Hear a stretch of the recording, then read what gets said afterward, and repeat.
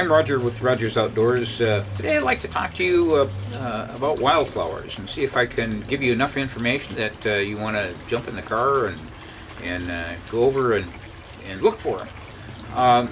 You know, several years ago when I first met my current wife, 20 plus years ago, she kind of pointed out to me, hey, all these places you're taking me hunting and fishing, there's wildflowers here. You probably haven't even noticed them. And by God, I hadn't.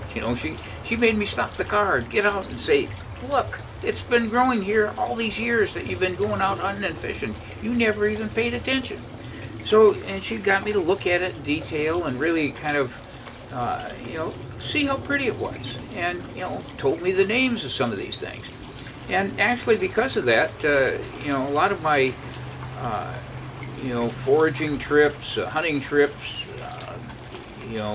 bird watching trips, whatever I'm doing outdoors, a lot of times what I'm looking for isn't there, but, geez, I noticed that I saw some pretty wildflowers, and that kind of made my day and made the trip all worthwhile. So, you got to learn to look at some of that stuff.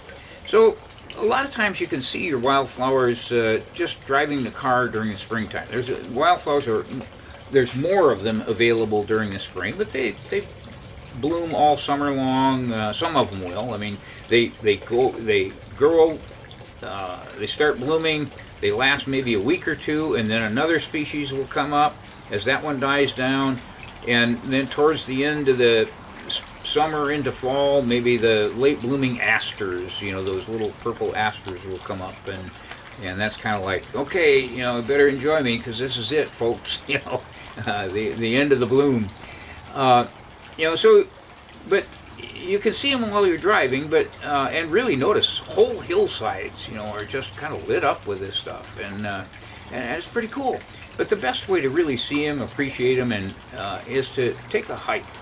And again, whether what you're doing on your hike, whether you're bird hunting or foraging or whatever your main activity is, learn to look for those wildflowers.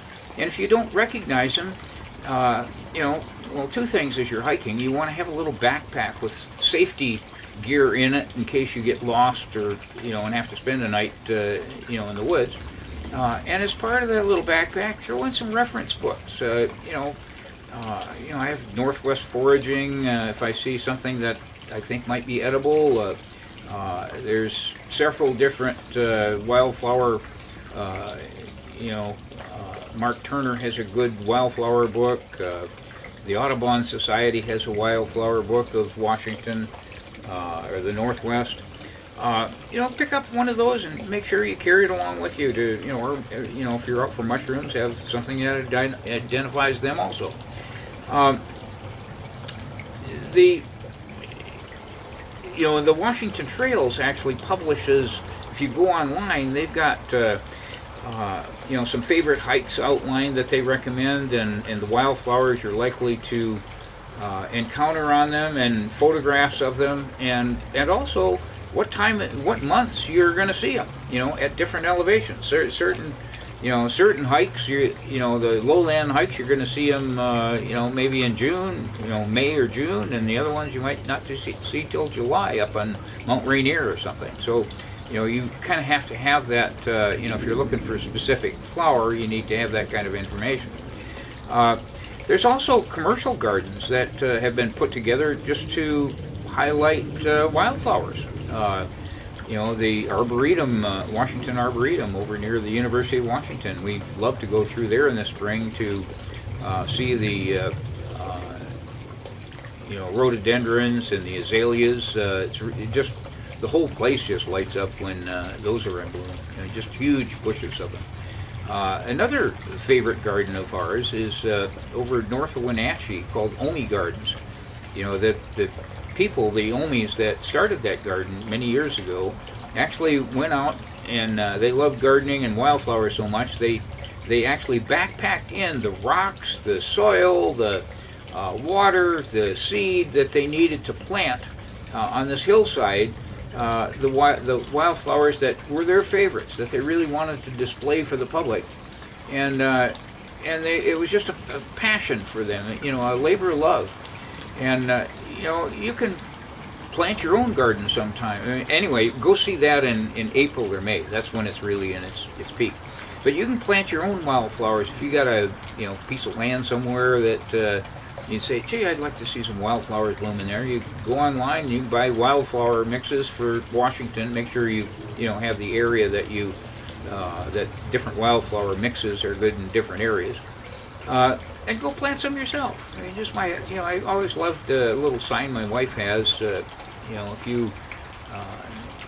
you plant a garden, you believe in the future. So, anyway, and one other quick note: don't pick wildflowers, and it's actually illegal on public land to pick wildflowers. If there's masses of the phlox or something like that, you'd probably be forgiven. But if you're picking, one single little bloom before it's had a chance to drop its seed, it might not ever come back up in that area again. So you got to think. That's why people save it for the next people to see and enjoy too. So anyway, hope to see you out in the outdoors enjoying your wildflowers and other things. If you see me out there, don't forget to wave.